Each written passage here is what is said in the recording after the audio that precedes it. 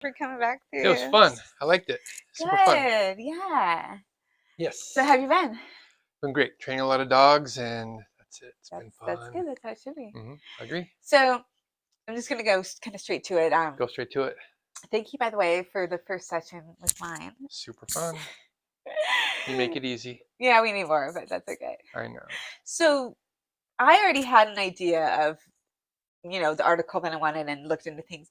But if you're somebody that just knows that they need a dog trainer, I didn't grow up with dogs that I felt like needed a dog trainer. My parents never did that. But now I've seen so many different scenarios that it's almost impossible to maintain or control. So I've read so many different methods. We live in the city now, so the city, your Yeah. dogs do have to be a little bit better. Like having one in an apartment or Yes. so I see so many different methods. I see so many different ways of training dogs. What is your thoughts on different methods and what you use that works for you? And some people are totally against one thing and is against. So Yes. there's a lot of black and white, but there's a lot of gray too. I hear that every day. And I think any training method should be balanced. Sometimes dogs need A, sometimes they need B. Uh, I believe training should be firm but fair. Uh, I believe that a training method should produce a dog that's reliable, where the family can go places and do things with them. And kind of how the reason they got a dog in the first place is to go to the park and go hiking and take the dog places, go to the picnic, go to soccer. Uh, I don't want people to leave their dogs at home. That's kind of one of the reasons I got into this business, is because I want people to have the dogs, take the dogs with them. My dogs go everywhere I go. So I think a method obviously needs to be it needs to work. The dogs have to listen, but at the same time, you definitely don't want to see a dog that's not wagging their tail and happy.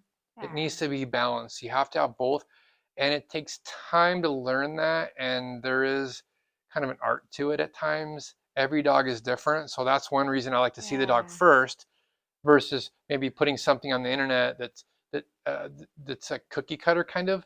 I want to see the dog because maybe plan A doesn't work for this dog, plan B does, or maybe a family is going on vacation and they'd like me to take the dog, versus I don't know if that'd be the best plan for them. So there's a lot of different methods, but I believe in every method has a purpose, but balanced is the way to go. The dogs need to be good but happy. So every appointment before you take any dog, whether it's for boarding and training or take them on as a client, you actually go to the house. I want to meet the dog first and the family. That's a big deal. Yeah, that doesn't happen all the time now. People quote, just like cookie cutter stuff on the internet and prices. Yes, and it seems like that would make sense. Just give me a price.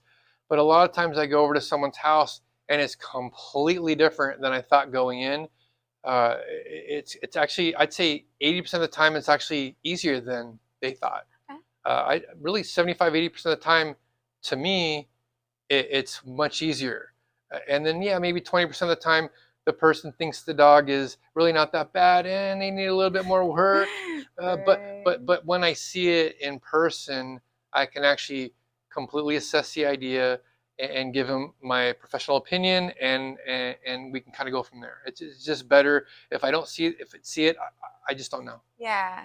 Well, I heard that you're notorious for bringing your own private pets to meet. Is that Yes, I think it's important for the person to see the trainer's dog.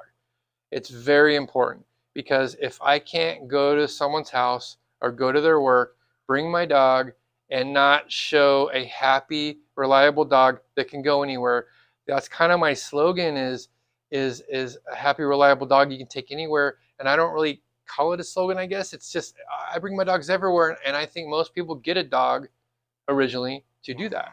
Nobody gets a dog to leave in the backyard. They get a dog to be part of the family and go places. And if I can't show that, I'm in the wrong business. And you've got to bring your dog with you as a trainer, and the people want to see your dog. Anybody can tell you anything on the internet or on video, or they can tell you things, but if the trainer brings their dog, and you like that, then you're more likely to get that. Yeah, and it's a fun. It makes it a fun experience for It's both them and for you, because I heard tr- they got some tricks up their uh, sleeves and stuff like that. yeah. So I'm excited for you, and I hope I hope everything keeps going